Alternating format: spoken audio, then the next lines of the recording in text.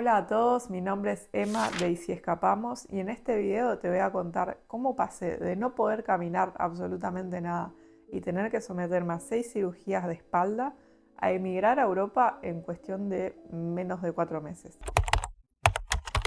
Todo arranca en 2023. Ese fue el año clave donde básicamente mi vida se revolucionó y dio un giro totalmente inesperado. Hasta ese momento, hasta el 2023, específicamente hasta el mes de abril, era una chica totalmente normal. Nunca tuve problemas de salud graves ni nada por el estilo.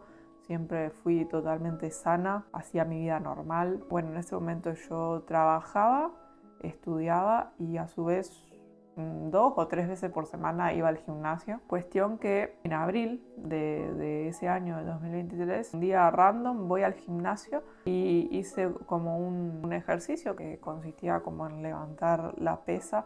Es más o menos como peso muerto, pero no era con tanto peso, o sea, era el normal, porque yo no es que me gustaba hacer fierro y esas cosas, o sea, era normal, ejercicio básico. Cuestión que hago ese ejercicio y sentí como un dolor raro en la zona lumbar, pero pensé que por ahí capaz uno cuando hace un mal movimiento al hacer un ejercicio te queda quizás doliendo el músculo, entonces pensé que quizás era como un dolor por eso, por haberlo hecho mal y bueno, que se me iba a pasar. Cuestión que bueno, vuelvo a mi casa y empezaron a pasar los días. El dolor, en vez de irse, o sea, cada vez empeoraba más. Pasó, no sé, más o menos 2 semanas desde ese momento y como que empecé a sentir dolor en mi pierna derecha. Como que el dolor ya no era solo en la zona lumbar de la espalda, sino como que se empezó a irradiar hacia la pierna derecha. Y a su vez, junto con el dolor, empezó a venir la pérdida de fuerza, la pérdida de movilidad y de sentido. La pierna derecha como que poco a poco se me empezó a morir, o sea, era como que cada vez podía moverla menos y cada vez tenía menos movilidad. Cuestión que, no sé, en 2 semanas la pierna tipo estaba totalmente caput, como le dicen acá. Caput es como así ya muerta. Y obviamente al ver eso, o sea, era súper extraño, porque yo ya había ido en ese transcurso de días al médico por el dolor de la espalda, porque, o sea, ya con el pasar de los días era un dolor bastante intenso. Pero obviamente, como nunca había tenido un accidente, no me había pasado nada, los doctores lo único que me recetaban eran relajantes musculares, pensando que eso, que era un dolor muscular por haber hecho mal un ejercicio y listo. Pero bueno, ya cuando empecé a ver que empecé a perder fuerza en la pierna y que ya no la podía mover, bueno, ahí me empezaron a hacer estudios, me hicieron resonancias, tomografías y demás. Cuestión que en una de las resonancias me descubren que tengo un quiste aracnoideo, se le llama, porque es un quiste que tiene como ramificaciones y ese quiste era lo que estaba apretándome los nervios y que por eso era la pérdida de movilidad en mi pierna derecha.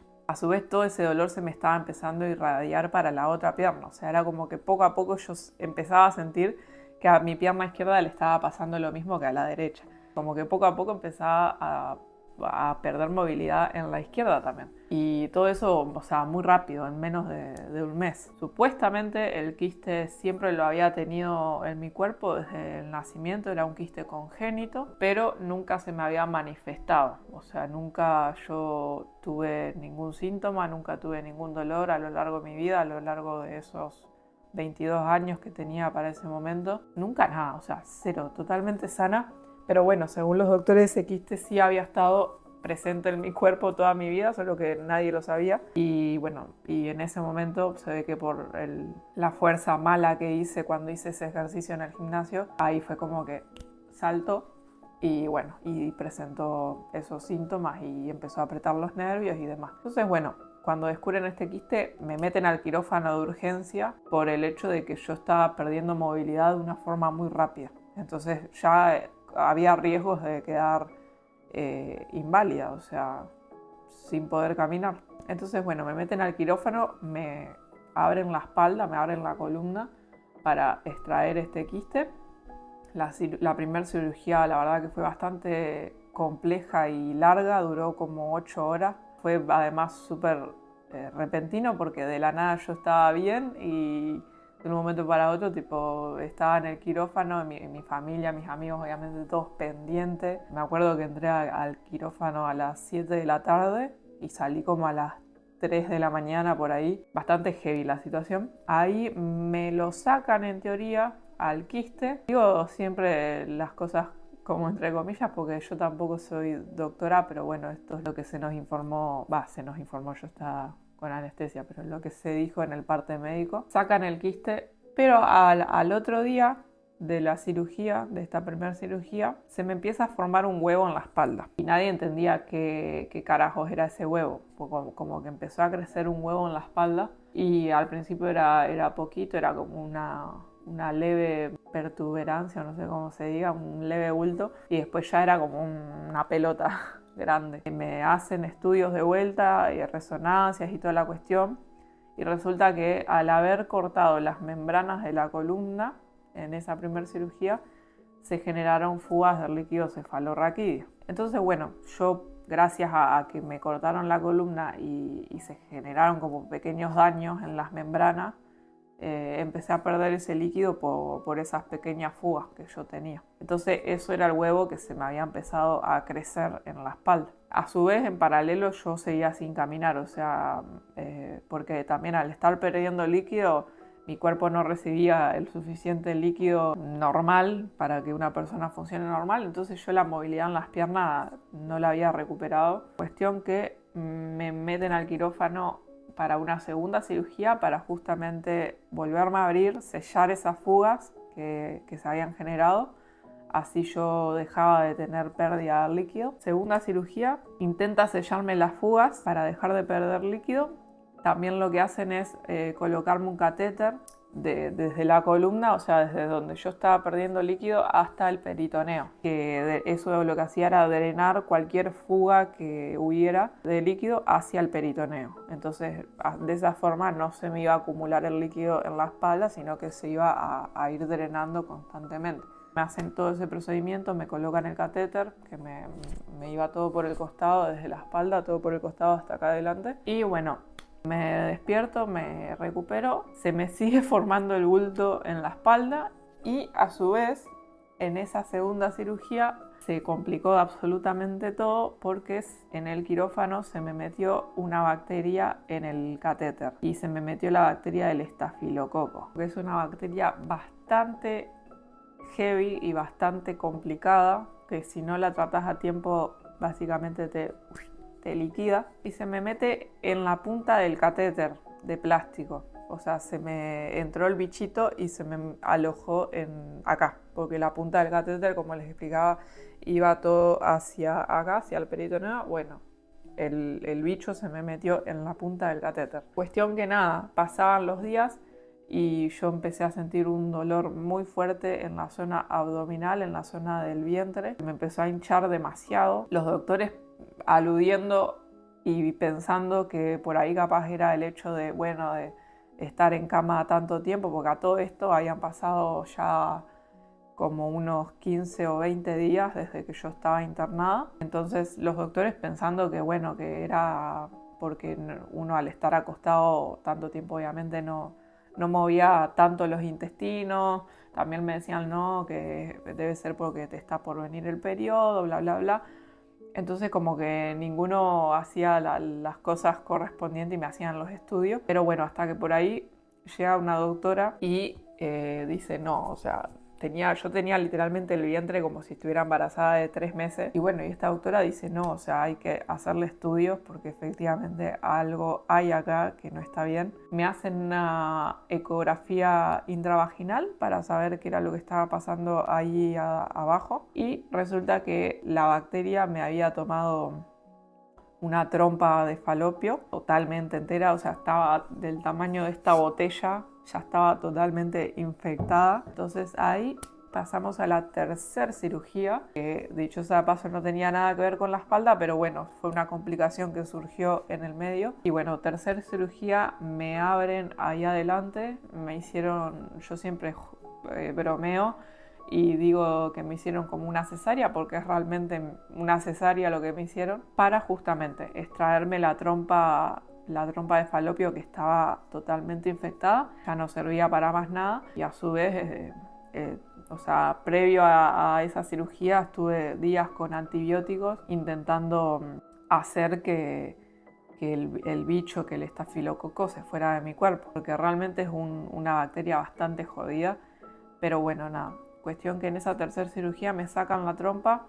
Bueno, pasan los días, yo me recupero. Sinceramente fue la cirugía que más dolor me causó, porque la espalda me la venían cortando ya cual matambre, pero bueno, la verdad que esa especialmente fue, no sé, bastante dolorosa la recuperación. Pasan los días, me recupero, pero en paralelo lo de la espalda seguía, o sea, el huevo se me seguía formando, yo seguía sin caminar, las fugas seguían porque ellos intentaban sellar, no sé, por ejemplo, había fugas acá, acá y acá y las sellaban, pero resulta que quedaban fugas pequeñas en otros lados, entonces sí o sí el líquido se me seguía filtrando. Pasamos a la cuarta cirugía, volvemos al tema de la espalda, me vuelven a abrir la espalda y ahí lo que hacen fue derivarme el catéter que me habían colocado hacia afuera, una para que el bicho que se me había metido saliera del todo, y dos para empezar a drenar el líquido a otro lado y que no se me acumulara ahí. Entonces bueno, ahí me drenan,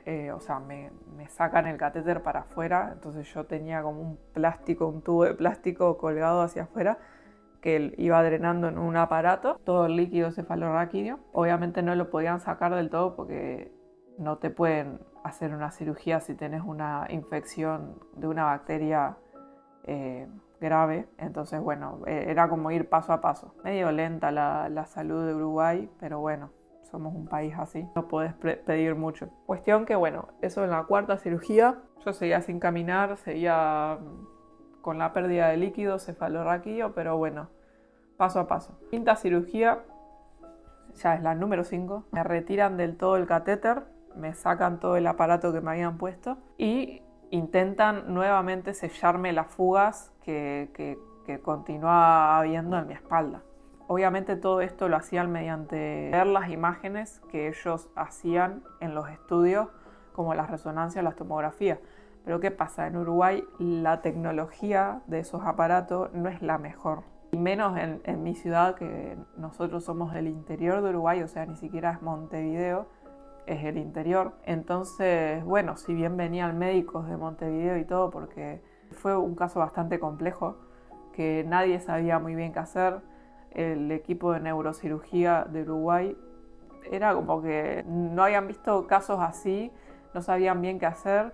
Había habido casos de fugas de líquido cefalorraquídeo, pero más que nada en niños, muy rara vez también, pero en niños, y que las fugas eran de la cabeza, o sea, se les armaba como un huevo en la cabeza. Y bueno, entonces era como otro procedimiento, pero lo mío era las fugas en la espalda. Yo ya era una persona grande, digamos, entonces era como que nadie sabía exactamente qué hacer o cómo proceder. Entonces, bueno, lo que les salía a hacer era hacerme resonancias prácticamente, no sé, en ese periodo que estuve internada habré pasado por el resonador unas 40 veces fácil. Justamente me las hacían para analizar bien dónde era que se veían las fugas y entonces posteriormente meterme al quirófano y intentar sellar esa fuga. Les repito, la tecnología de los resonadores o de los tomógrafos en Uruguay no es la mejor, entonces por ende las imágenes tampoco son de la mejor calidad. Me abren de vuelta, me intentan sellar las fugas lo mejor posible, que no lo hicieron.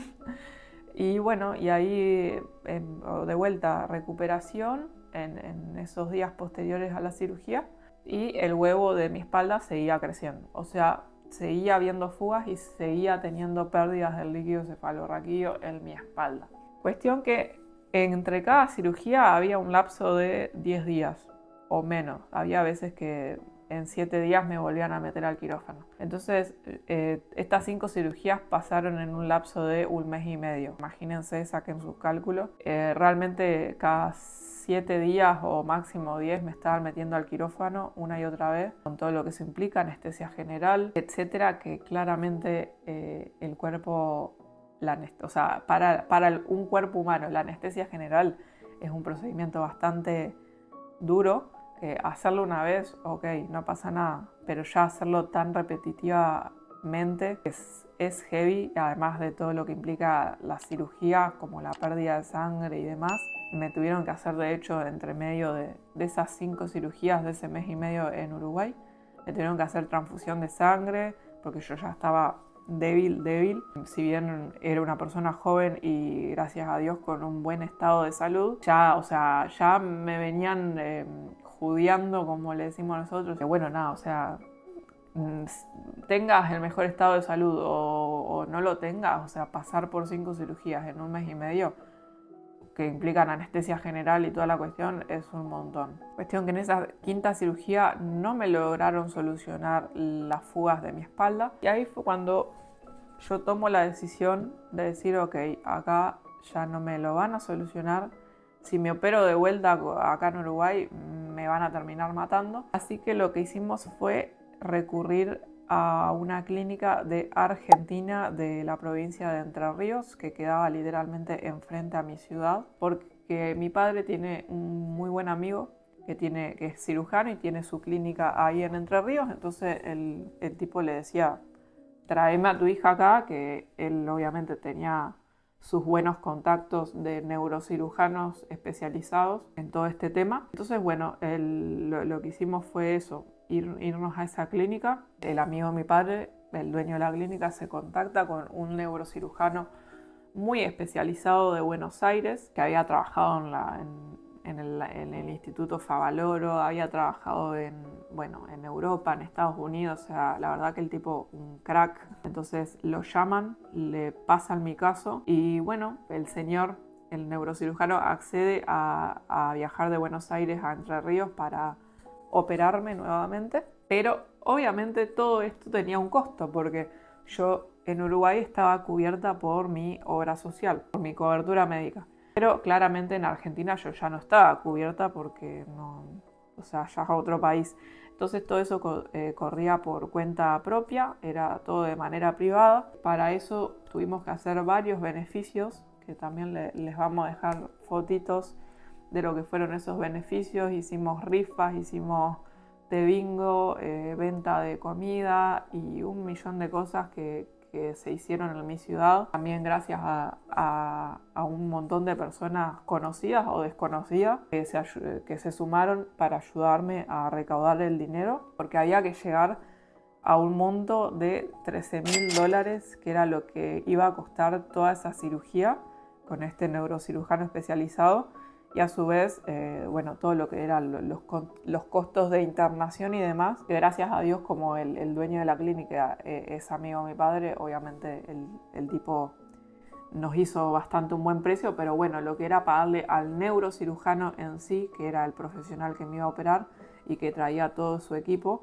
nada, a él sí había que pagarle todo el total. Cuestión que nada, se hicieron como 2 meses de beneficios, agosto y septiembre en Uruguay, y bueno, y ahí logré llegar al monto, al dinero para irme a operar a Argentina. Y bueno, y en septiembre del 2023 fui a internarme en esta clínica, y el 25 de septiembre fue la 6ª cirugía y última, gracias a Dios, de mi espalda. En 3 horas el señor el neurocirujano, me operó, me abrió la espalda. Obviamente previo a esto ya me habían hecho los estudios correspondientes, resonancias y toda la cuestión en esta clínica, con aparatos mejores, con mejores tecnologías, donde realmente se pudieran ver exactamente cada punto de fuga que había en mi espalda, para así el neurocirujano podía sellar y solucionar cada punto. Entonces bueno, el 25 de septiembre me opera, en 3 horas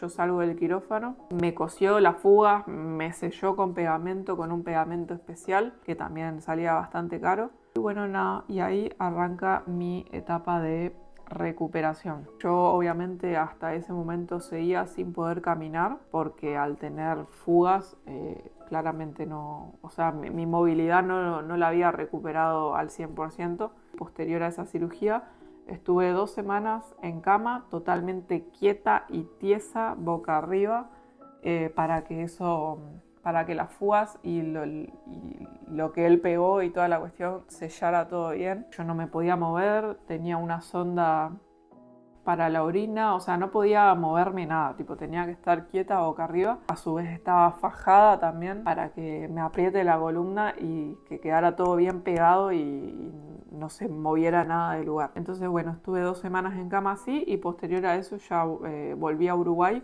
a mi ciudad, y ahí empecé con la recuperación de fisioterapia, que claramente al haber estado desde abril hasta septiembre sin poder caminar, obviamente mis músculos estaban atrofiadísimos. O sea, ahí arranqué con la recuperación de fisioterapia, toda la cuestión, para volver a caminar. Y yo a todo esto, desde febrero de ese año, o sea, 2 meses antes de enfermarme, había comprado mi pasaje para venirme a Europa en octubre del 23. O sea, mi idea principal era venir a Europa en octubre del 2023.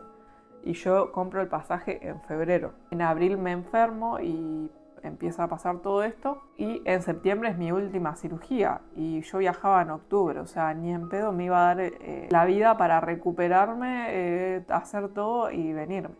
Entonces lo que hice fue en septiembre, unos días antes de mi última cirugía, fue cambiar el pasaje para unos meses más adelante. Obviamente por tema médico. O sea, fue todo cálculo a ojo nomás, ¿no? Porque yo dije, ok, me operan en septiembre, ¿para cuándo más o menos podré estar recuperada?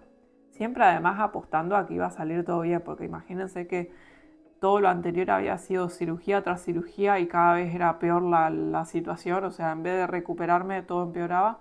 Pero bueno, yo a esa última cirugía le puse toda la ficha, dije, ok, viene un neurocirujano muy profesional, muy especializado de Buenos Aires, este loco me tiene que solucionar la vida. Y bueno, le puse toda la ficha y gracias a Dios así fue. Pero más o menos calculé y dije, ok, ¿para qué mes voy a estar 100% recuperada y me voy a poder ir? Ok, saqué la cuenta y dije, de aquí a 4 meses tengo que estar bien.